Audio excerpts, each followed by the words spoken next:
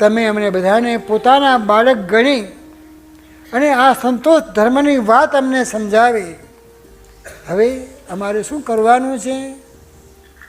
તમારી વાણી પ્રમાણે જ અમારે વર્તન કરીએ. અમે તો બંધુ એ ભગવાન બાપા સ્વામી બાપાના સાચા સેવક બંધુ આપણે થયા કહેવાય.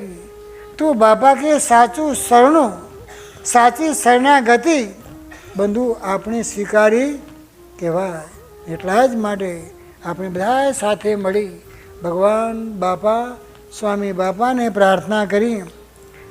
મારા સ્વામી નારાયણ સ્વામી બાપા, મારા સ્વામી નારાયણ સ્વામી બાપા, તવ ચરણોમાં